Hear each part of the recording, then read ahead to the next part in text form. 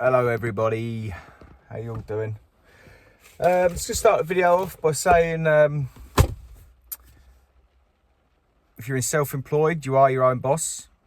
So, you know, technically you are allowed to do what you want on site, within reason, obviously. And the people that you work for, you aren't contracted to anyone, so you can do what you want basically. But saying that, if you wish to keep a job for a subcontract, like, you know, if someone like myself who employs self-employed people, even though you're allowed to do what you want, if you don't follow the rules and you know, stick to your times and turn up, you know, then you're going to get the sack and have to find work elsewhere. But on the other hand, it's the first step.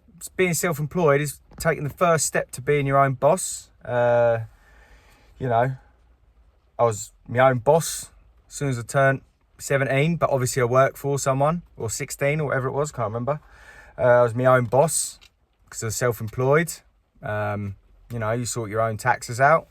You know, you can go, you're not contracted to anyone. You can just find new people, work for new people, work your way up.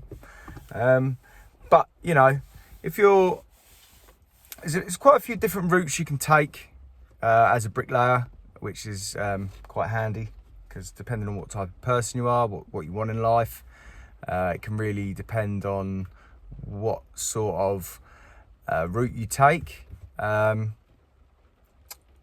know, I've done it all basically. I've been an apprentice. I've been on day work as a bricklayer's money. I've been self-employed. I've been self-employed and gone on price. I've now a limited company and I've priced my own work. I have never subbed work out because I'm such a small company with basically never any more than 6 or 7 people. And a lot of the time when I've took my own work on, I've done it myself because it's my name against it. So, you know, you get the big firms that get the big contracts and sub out work to any old gang that can turn up, no matter on what their fucking quality's like. And, you know, if you're looking to start as, you know, earning, you know, the first big step to me was going on price.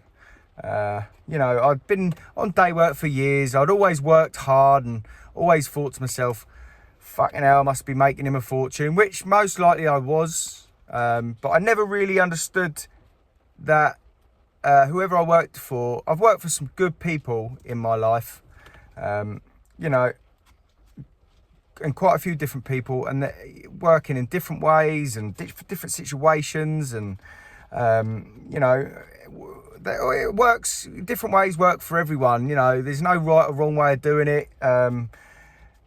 So what I found was, going on price for the first time, I really actually struggled to make money, because all you see is bricks going in the wall when you're on day work. You don't really see what's going on with preparation and keeping a gang of 6 or 7 people going smoothly all day every day isn't a walk in the park, to say the least. I mean, if you're gonna go on price, which I wish I knew to start with, because I thought, you know, when I first started, I thought, yeah, the more men, the more money. Yeah, that's debatable, very debatable. You got go as a one-on-one. If you're thinking about starting on your own with your own little price work, take garden walls if you can. If you can't, footings, backbreakers, killers. But you can get a nice big lump sum of money if you're good with your money, because also, you know, people talk about how much they earn and what not and what they don't and everything like that. But at the end of the day, it ain't what you earn, it's what you save. A lot of people keep commenting to me, why are you living in a flat? You know, I've got my arrangements. I'm doing my thing. I've got a big picture that I'm looking at, and it's something that I'm going to grow to over time. So, you know, ignore what my life is going on. I'm just what's going on in my life. I'm just giving my personal advice, personal opinion. It's not to say I'm right. It's not to say I'm wrong, because there is no right or wrong way of anything, in my opinion. There's better ways and less efficient ways and more efficient ways of a certain thing at a certain time. But yeah, going back to being a one-on-one, go on the footings. There isn't many weeks that I didn't, as a one-on-one, I didn't book in, you know, around the £2,000 mark.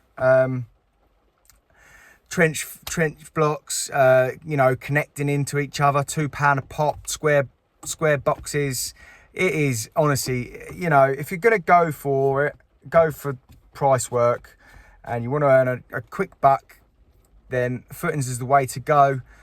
As long as you know what a good earning site is and what a bad earning site is, and what I mean by that is, depending on the conditions of the footings, you know, you don't want to.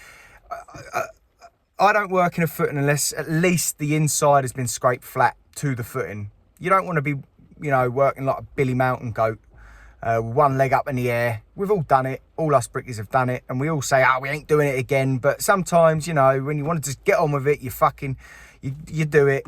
And I wouldn't now, not in a million years. But yeah, so if you're looking to start as, you know, being your own little boss and starting your own little thing up, get yourself a little one-on-one, maybe an apprentice, maybe two apprentices. One loading out in front, one looking after you with a muck. And, you know, once one's loaded out in front, he can drop back and jump in, run a few lines in, then switch them around. You know, they get an opportunity. They're keen.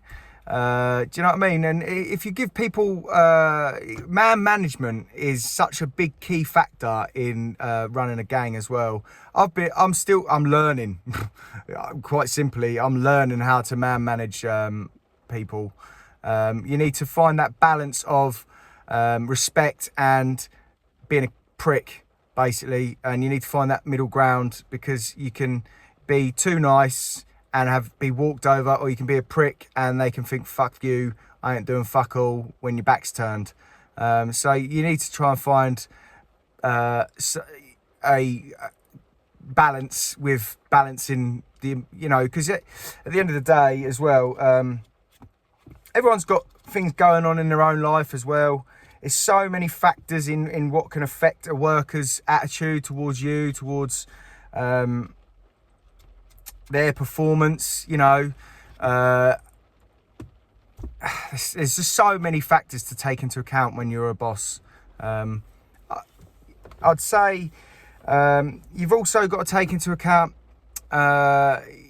because you're a boss that's on price, yeah, you get paid a set amount to do something, and you, at the end of the day, if you have a few workers there doing that job for you, how you treat them is how much you can potentially earn from it. If they're happy, you're happy, everyone's in a good environment, everyone's working happily, then things can get done. You know, as long as everyone's getting paid fairly, then, you know, it's happy. But if you get a gang of people and you don't pay them too much, and they can get a bit jealous, and do you know what I mean? There's just that fine line of pissing people off, and you got to be careful with that. So,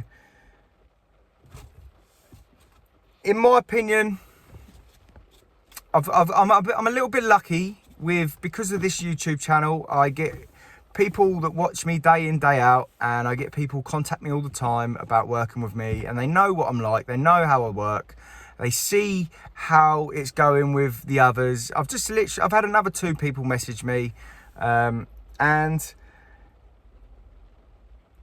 I will treat it.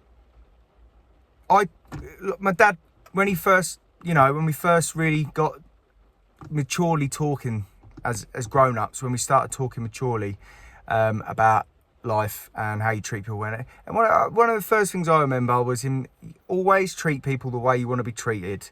Now, if people are going to take the piss out of you and not turn up and take the piss, fuck them off, because there's so many people out there that want to work hard and want a job, and there's so many wasters out there that are there just to grab a few quid, and they'll get away with whatever they can, and you need to identify it as quick as you can.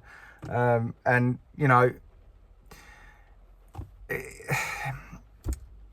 at the end of the day, it is very hard to pick the right people and to always make the right decisions. But if you make bad decisions, then you need to learn from them. Which, I've made plenty of bad decisions, good decisions, bad decisions. There's at the end of the day, we're all human. We all make mistakes. I've made plenty of mistakes in my life, and I'll probably make plenty more. So, I'm heading in the right direction. I feel that I'm heading in the right direction, and I like doing this YouTube channel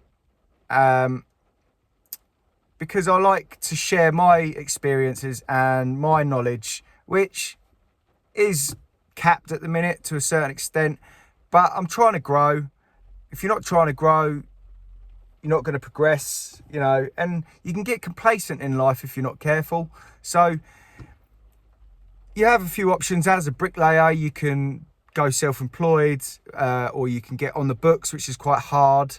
But you don't get paid as much. There's not as much earning capacity. But are you someone that's good with money, that doesn't need a lot of money, that's quite happy to just turn up and plod along and get looked after that way? Are you someone that likes to live fast and hard and likes earning a few quid and buying yourself nice things and having a good drink up, a good lash up? Do you like buying nice things? You've got to weigh up what type of person you are and decide what route you'd like to take as a bricklayer, because I've been going out, getting lashed up, spending every single penny I had, no matter how much I earned. When I started earning some really good money, I went and got it was quite a long time ago now, and it was the last time I ever got a loan out. I got a 25 grand loan out, got a brand spanking new, pretty much, a few years old, BM M3 4 litre V8 E11 or something. Had it a couple of years, got rid of it, and I was in debt. Paying off a car I didn't have. We aren't really given much advice on managing our own money, and we are basically money bags that people are trying to get your money, your hard-earned money, out of every direction possible. So you need to figure out what you want in life, even if you're not a bricklayer, and decide what sort of route you want to take. There's also you've got the 1-on-1s, and then you've got the 2-on-1 on a split. You need to be both on the same sort of level, same sort of mindset, because if you're not, and you're not on the same boat wavelength, and you're not the same sort of work capacity, one's going to get pissed off, and it ain't going to work. So it's always gone wrong with me trying to be on splits with people, because I'm quite quick and quite efficient, and I'm always there early, I'm always there on time, and I stick to my times, and I'm very regimental, and it really gets on my tits when someone ain't the same, and I ain't met anyone the same yet. And then you've got growing your gang up to you can get quite a big gang as a subby, or a self-employed person, or a limited company. But then the next step would be to sub out work. If you can get a big contract and sub out work to people, and then you can start just paying people to do every job for you. So there's that limit, and you can earn millions. There's big bricklaying companies out there who are making millions, and they might have been a bricklayer to start off with. So the capacity is either, you could be on the bottom spectrum of £160 a day, as a bricklayer, or you could be on the top spectrum of earning millions, which is a very few percentage. But you know, I think that is your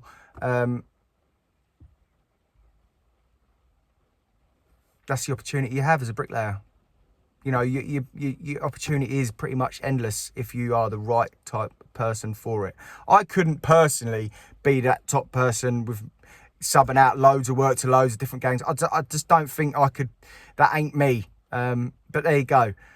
What kind of bricklayer do you think you want to be? Let me know in the comments below. Let's see what everyone thinks.